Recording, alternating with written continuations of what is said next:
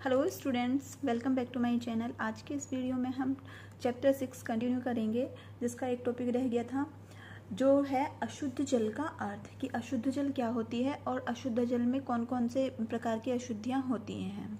ठीक है, तो जो हमारा शुद्ध जल होता है उसके कुछ आवश्यक गुण होते हैं, जैसे वह रंगहीन होता है, गंधहीन होता है, स्वादहीन होता है, तो उसको हम शुद्ध जल बोलते हैं। लेकिन जब इसी शुद्ध जल में कुछ अशुद्धियाँ मिल जाती हैं, है ना, तो उसके कारण क्या हो जाता है, वह जल अशुद्ध हो जाता है। इसको हम ऐसे भी कह सकते हैं, शुद्ध जल के आवश्यक गुणों के अभाव वाले जल को ही अशुद्ध जल कहा जाता है। जल उत्तम विलायक होता है। उत्तम विलायक से तात्पर्य है, विलायक वह होता है जिसमें कोई भी चीज घुल जाती है, तो इसीलिए विलायक होने के कारण जल में विभिन्न प्रकार के जो पदार्थ होते हैं वह सब आसानी से घुल जाते हैं। और इसी कारण क्या होता है, अनेक प्रकार के जो लवण होते हैं वह भी आसानी से जल में घुल जाते हैं, और अधिक मात्रा में वह जल में घुल जाने के कारण क्या करते हैं, जल को अशुद्ध कर देते हैं। ठीक है, तो इस प्रकार क्या होता है, यह हमारा अशुद्ध जल होता है। जिस जल में शुद्ध जल के गुण के अभाव पाए जाते हैं उस जल को अशुद्ध जल कहते हैं।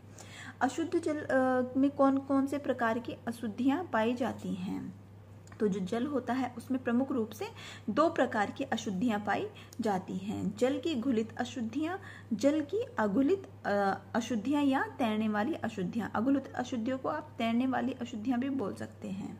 ठीक है, इसको हम इस चार्ट के द्वारा समझेंगे। एंड यहाँ पर क्या है, इस चार्ट में जल की अशुद्धियों का पूरा वर्गीकरण किया गया है। ऊपर हेडिंग है जल की अशुद्धियां, अशुद्धियां, घुलित अशुद्धियां और तैरने वाली अशुद्धियां या फिर अघुलित अशुद्धियां। तो सबसे पहले मैं आपको ये बता देती हूँ घुलित अशुद्धियां क्या होती हैं। घुलित अशुद्धियां वह अशुद्धियां होती हैं जो जल में आसानी से घुल जाती हैं। ठीक है, हमें दिखाई नहीं देती और जल में वो घुली हुई रहती हैं। जैसे जल में क्या होता है, नमक बिल्कुल घुल जाता है, हमें दिखाई नहीं देता। तो इस प्रकार जो अशुद्धियां होती हैं वे घुल जाती हैं, हमें दिखाई नहीं देती है, तो वह वाली अशुद्धियां होती हैं घुलित अशुद्धियां। दूसरी होती है अघुलित अशुद्धियां या तैरने वाली अशुद्धियां। ये वाली अशुद्धियां वे होती हैं जो जल में पूरी तरह से घुल नहीं पाती हैं और ऊपर ही तैरती रहती हैं, और जिसको हम आसानी से देख सकते हैं। जैसे विभिन्न प्रकार के क्या हो गए, जब पत्ते गिर गए हैं जल में, तो उससे क्या होता है, जल अशुद्ध हो जाता है। या फिर क्या हो, विभिन्न प्रकार का कीचड़ गिर गया है, या फिर पशुओं के जो गंदे पदार्थ होते हैं वो गिर गए हैं, जो हमें आसानी से ऊपर ही उसमें तैरते रहते हैं, घुलते नहीं, दिखाई देते हैं, उनको अघुलित अशुद्धियां या तैरने वाली अशुद्धियां बोलते हैं। ओके, नेक्स्ट जो होता है जो घुलित अशुद्धियां हैं, इसमें पूरा ये वर्गीकरण किया गया है घुलित अशुद्धियों और तैरने वाली अशुद्धियों का। अगर एग्जाम में आता है तो आपको भी इसी तरह से चार्ट बनाना है। सबसे पहले आता है घुलित अशुद्धियों को दो भागों में बांटा गया है, ठोस पदार्थ, दूसरा है गैसें। ठोस पदार्थ को भी दो भागों में इसमें बांटा गया है। सबसे पहले क्या आती है, वह आती हैं इसमें कार्बनिक घुलित अशुद्धियां, और यहाँ पर दूसरी है अकार्बनिक घुलित अशुद्धियां। कार्बनिक घुलित अशुद्धियों के अंतर्गत जो आएगा वह होती हैं वनस्पति एवं पशुओं के घुलित पदार्थ। तो वनस्पति के जो भी पदार्थ होते हैं और पशुओं के जो पदार्थ होती हैं, वेस्टेज होते हैं, जो जल में घुल जाते हैं, वे आएंगे कार्बनिक के अंतर्गत। नेक्स्ट आता है अकार्बनिक के अंतर्गत। अकार्बनिक के अंतर्गत वे विभिन्न प्रकार के क्या आएंगे, खनिज लवण आएंगे। कैल्शियम हो गया, मैग्नीशियम हो गया, सल्फेट हो गया, क्लोराइड हो गया, फ्लोराइड्स हो गया, नाइट्रेट्स, शीशा हो गया और संख्या हो गया। ठीक है, ये अकार्बनिक के अंतर्गत आएंगे। फिर आती हैं गैसें। गैसें भी किसमें, घुलित अवस्था में ही जल में पाई जाती हैं। तो गैसों में क्या आएगा, गैसों में आएंगे कार्बन डाइऑक्साइड, सल्फ्रेटेड, हाइड्रोजन और आदि विभिन्न प्रकार की जो गैसें होती हैं वो आएंगी। नेक्स्ट जो आती है वह आती है तैरने वाली अशुद्धियां, जिसमें आते हैं कार्बनिक और अकार्बनिक। इसमें भी तो तैरने वाले कुछ कार्बनिक पदार्थ ऐसे होते हैं जो जल में पूर्ण तरह से घुल नहीं पाते हैं। पशुओं के जो वेस्टेज होती है वो हो गए, तथा वनस्पति पदार्थ के कण या फिर विभिन्न प्रकार के रोगाणु हो गए जो पूर्ण रूप से घुल नहीं पाएंगे। अकार्बनिक के अंतर्गत आता है लोहा, मिट्टी, कीचड़ आदि के कण। ठीक है, तो जो अशुद्धियां हैं जल की वह दो भागों में उनको बांटा गया है, घुलित अशुद्धियों के रूप में और अघुलित अशुद्धियों के रूप में, और उनको आपको पूरी तरह से इसी तरह से उसका चार्ट बनाकर उसका वर्गीकरण करना है। चलिए फिर नेक्स्ट देखते हैं हम इसमें। अशुद्धियों के बाद इसमें आते हैं जल के अशुद्ध होने के प्रमुख कारण, कि किन किन प्रकार से ये जो अशुद्धियां होती हैं जल में मिलकर जल को अशुद्ध बना देती हैं। इसके जो प्रमुख कारण हैं वे ये हैं। नंबर 1 है घरेलू अपमार्जक। घरेलू अपमार्जक से तात्पर्य है जैसे हम कपड़े धोते हैं, बर्तन साफ करते हैं, फर्श साफ करते हैं, तो उसमें हम विभिन्न प्रकार के रासायनिक पदार्थों का भी प्रयोग करते हैं। साबुन हो गया, सोडा हो गया, डीडीटी हो गई, फिनाइल हो गया, ये सब चीज़ें क्या करते हैं, इन सब का प्रयोग करके हम अपने घर के कार्य करते हैं। लेकिन यही सब जब हम घर साफ करते हैं या बर्तन साफ करते हैं, तो कपड़े साफ करते हैं, तो ये कहाँ जाता है, ये सब जल नाली से या शिवर से होता हुआ बड़े गंदे नाले में पहुंचा दिया जाता है इसका जल। और अधिकतर जो नाले होते हैं वह किसी ना किसी नदी और नहरों में प्रभावित कर दिए जाते हैं, जिसके कारण क्या होता है, नदियों और नहरों का जल भी क्या हो जाता है, दूषित हो जाता है। तो ये भी जल के अशुद्ध होने का सबसे बड़ा कारण है। सेकंड जो है उद्योगों के अपशिष्ट पदार्थ। उद्योगों में विभिन्न प्रकार की चीजें बनाई जाती हैं हम लोगों के लिए, तो उसमें विभिन्न प्रकार के अम्ल, क्षार, चमड़े, कागज, इन सब चीजों का प्रयोग किया जाता है। और जो भी इन सब की वेस्टेज होती है, कोई भी चीज बनने के बाद जो भी खराब पदार्थ निकलते हैं, चाहे वो अम्ल के रूप में हो, क्षार के रूप में हो, या विभिन्न रासायनिक पदार्थों के रूप में हो, उसको क्या कर दिया जाता है, जल में बहा दिया जाता है, जिसके कारण क्या होता है, जल अशुद्ध हो जाता है। पॉइंट 3 है इसमें कृषि एवं वानिकी क्षेत्र में विभिन्न प्रकार के खाद और नाइट्रोजन, फास्फेट के यौगिक तथा कीटाणुनाशक पदार्थ का प्रयोग किया जाता है। अब हम क्या करते हैं, अपनी फसलों को अच्छी प्रकार से उगाने के लिए, वो अच्छी हों, इसके लिए उसमें विभिन्न प्रकार की क्या डालते हैं, खाद डालते हैं जो रासायनिक होते हैं, जैसे नाइट्रोजन हो गया, फास्फेट हो गया, है ना, इनके यौगिक डालते हैं। और बहुत जितना क्या होता है, फसलों में या पेड़ पौधों में कीड़े लग जाते हैं, है ना, तो उनको नष्ट करने के लिए हम कीटनाशक पदार्थ भी डालते हैं। लेकिन जब जो भी कृषि भूमि होती है, अगर वह किसी नदी या नहर के पास होती है, तो वर्षा के दिनों में क्या होता है, वर्षा के द्वारा ये जो जल होता है, उसकी मिट्टी होती है उस कृषि की, वो बहकर कहाँ चली जाती है, नदी या उन नहरों में चली जाती है। तो उस पानी के बहाव के साथ ही क्या होगा, जिस मिट्टी में नाइट्रोजन, फास्फेट या विभिन्न प्रकार के कीटनाशक मिले हुए होंगे, वो नदी और नहरों में चली जाएगी और उसके जल को भी क्या कर देगी, उसके जल को दूषित कर देगी, जिसके कारण क्या होगा, जल का बहुत बड़ा भाग दूषित हो जाएगा। नेक्स्ट जो इसमें आता है वह है नाभिकीय ऊर्जा संयंत्रों एवं परमाणु परीक्षण से उत्सर्जित रेडियोधर्मी पदार्थ जल को दूषित करते हैं।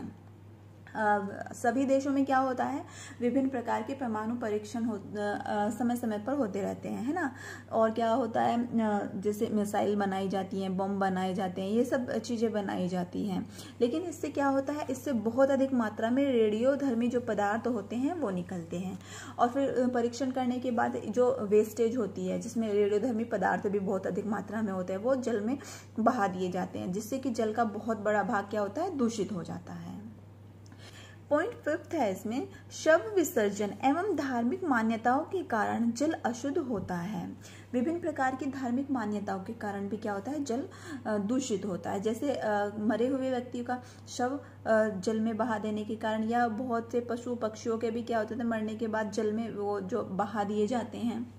या फिर क्या होता है, बहुत ही अधिक मात्रा में पूजा का सामान या विभिन्न प्रकार की जो चीज़ें होती हैं धार्मिक मान्यताओं के कारण होती है, वो जब जल में उसको विसर्जित किया जाता है, जिसके कारण अधिक मात्रा में नदियों का जल दूषित हो जाता है। पॉइंट 6 है तेल द्वारा समुद्री जल प्रदूषण होता है। जो भी तेल होता है, जब बाहर दूसरे देशों से आयात किया जाता है ना, तो वो समुद्रों के द्वारा किया जाता है। लेकिन अगर किसी भी दुर्घटनावश जहाज में कोई भी दुर्घटना हो गई है और समुद्र जो तेल है वह समुद्र में गिर गया है, जिसके कारण क्या होता है, समुद्र का जो जल होता है वह दूषित हो जाता है। तो इस प्रकार से विभिन्न कारण हैं जो नदियों, नहरों या समुद्र के जल को दूषित करते हैं और उसके जल को दूषित यानी कि उसके जल को अशुद्ध बनाते हैं। नेक्स्ट जो आता है वह आता है इसमें अशुद्ध जल से हानियां व स्वास्थ्य पर प्रभाव।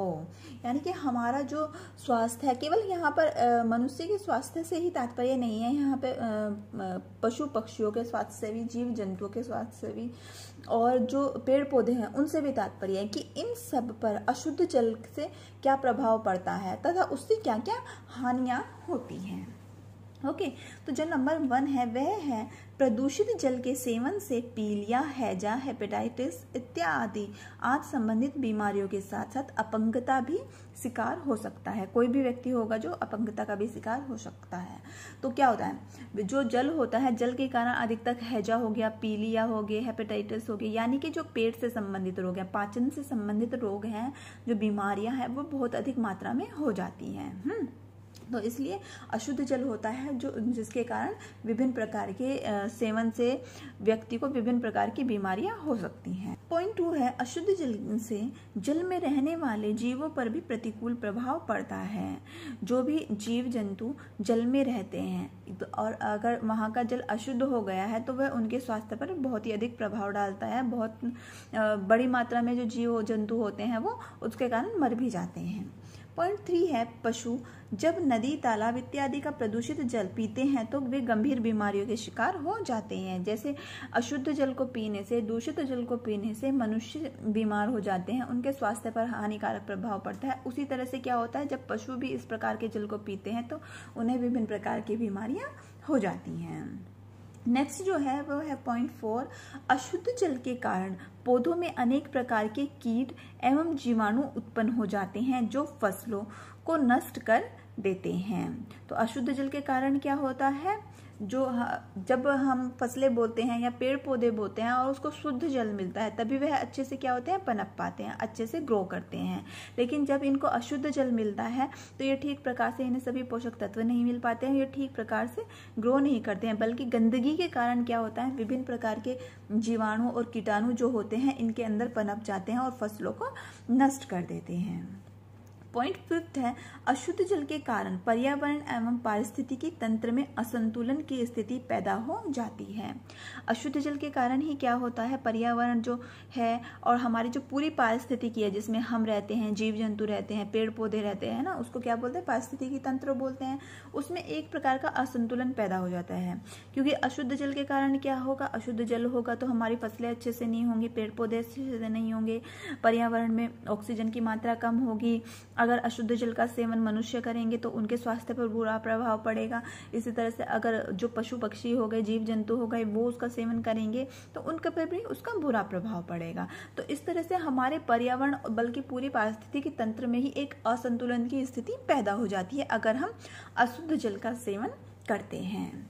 ठीक है, तो इस प्रकार से हमने आज 2 चीजें पढ़ी है कि जल की अशुद्धियां कौन कौन सी होती हैं, घुलित अशुद्धियां और अघुलित अशुद्धियां, जो 2 प्रकार की होती हैं, और अशुद्ध जल किन किन कारणों से होता है तथा अशुद्ध जल के सेवन से हमारे स्वास्थ्य पर कौन कौन सी हानियां होती हैं या उनका क्या क्या हमारे स्वास्थ्य पर प्रभाव पड़ता है।